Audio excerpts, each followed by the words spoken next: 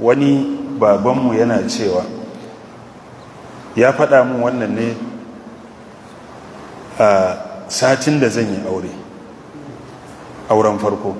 Ya ce zan maka wata wasiya. Na ce na ina jinka baba. Ya ce aure ana gyara shi ne ko a ɓata shi a satin farko. A satin farko. Dalili sai ya ce ka gane. Na ce ban gane ba. Kun san a ka'idan magana da an ci in kana so ka ji bayani kar ka fara cewa ka gane, sai a yi maka rowan zance. Na ce ni ban gane komai ba. Sai ya ce to sanda ta zo gidanka ta zo ne a matsayi ta yadda ta baro gidansu ta zo gidanka, abinda ake tunani faifan cd ne ko kaset da ya zo da ya zai ke bukatan installation, za a sanya softwares a ciki, waye zai sa kai ne injiniya. Idan amma kuma akwai abubuwan da ta zo da shi a tunaninta, idan ta zo sai ka barta a yanda take da abin da ta zo da shi shikenan, dama za a yi testing kwana ɗaya kwana biyu abin nan, daga nan sai a wuce haka. To amma idan ka gyara a nan ba haka ba, ka samo antivirus ka sa kai shikenan sai a to duk yaushe za a yi wannan a satin farko. Dalili na gaba shine an riga an mata rubutu da bayanin cewa to ki je ki saurare shi kai kaza ki kaza, akwai wannan nasihar da wasiyar da take ta yawo a kwakwalwa, to kai kuma sai ka ci ribar wannan lokaci. A takaice a ƙarƙashin understanding a fahimci cewa dole ne mu yarda da bambance-bambance tsakaninmu duk mu taimaki juna.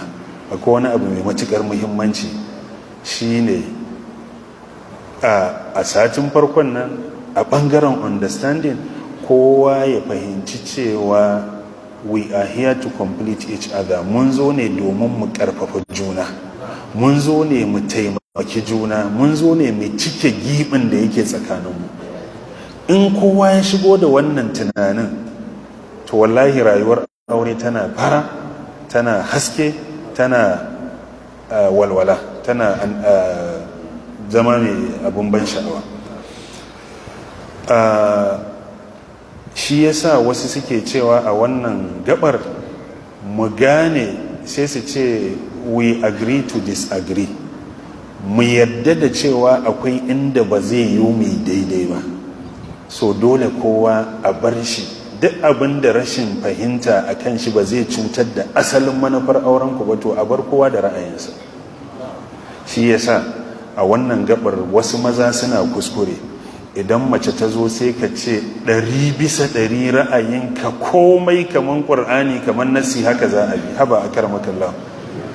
Ai ita ma tana da abin nan, abin da kake so ba shi yake abin nan. Hasali ma akwai babin da dinka girmama ra'ayinta sai ka sakko zuwa ra'ayinta. Ke wai wasu kalan kaya suka fi burge ki, naka kai kenan. Duk da kai kana da favorite kalanka, sai ta ce na fi son blue, to ni ma yanzu zan rika yawan sa blue, shikenan. Ran da ka sa sai ka ce kalan kayan da kike so na safa yau ya kika gani misali. To su gane cewa ra'ayinsu yana da mutunci, yana da kima a wajenka. Amma in ka riga ka nuna cewa sam bata kai ta faɗa ba, to kana asaran wata kwakwalwa da shawarwari ne na matarka. Wannan a ƙarƙashin understanding. Dole ne a rayuwar aure a samu sincerity, ma'ana ya zama da gaske ake yi, da ikhlasi kai. Duk wanda ya shigo rayuwar aure da wata manufa, kin aure shi kawai saboda yana da kuɗi, shi kenan dalili, to kina zuwa. Ka aure ta kawai saboda kaza, shi ne kaɗai dalili, babu wasu ma'ayir, babu wasu ma'aunai, to akwai matsala. Kowa ya tambayi kanshi.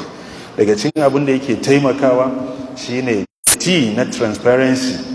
In an shigo rayuwar aure ko za a shiga, a yi a haka.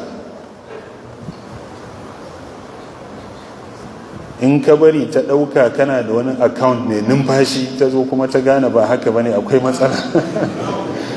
Mun fahimta? Yawwa, baiwa hasali ma gara a gane ba ka da shi, sai in an zo sai a ga ashe ka wuce yadda ake tunani ya fi, ko ba haka ba? ga Dr. Kyari can ya ce haka ne ƙwarai da gaske.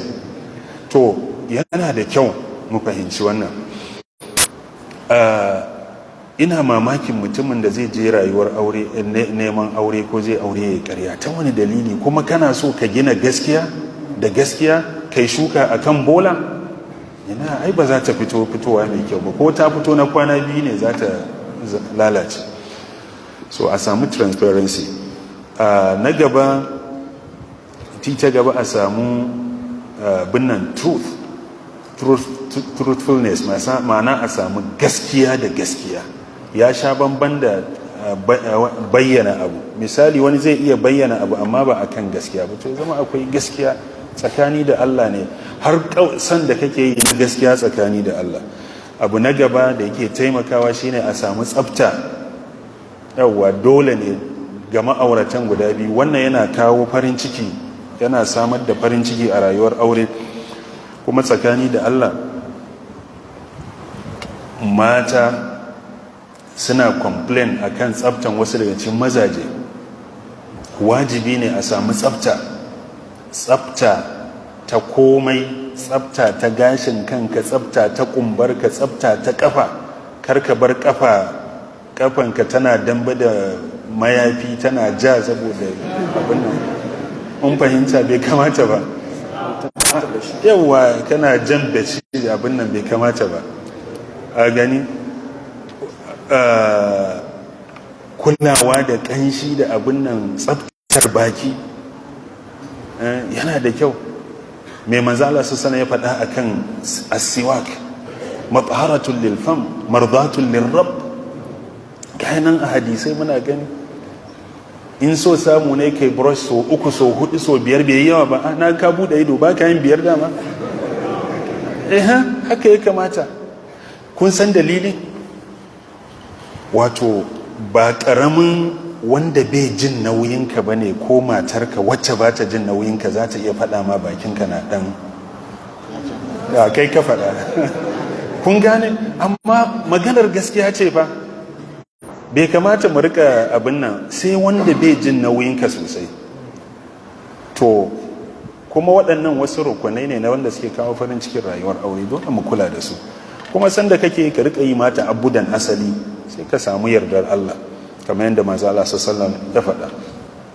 Kulawa da gashi, wallahi azim akwai waɗanda suke complain sai su ce mazajensu suna zama ba su aske gashin inda ya kamata aske na shekara ba. Wallahi akwai, wallahi. To ka sawwara kai tunanin ya suke rayuwa. A nan ne kaga kalubalen mai shan sigari shi ma, ya za a yi rayuwar aure ta yi daɗi tsakanin mata da miji kana busa mata hayaki.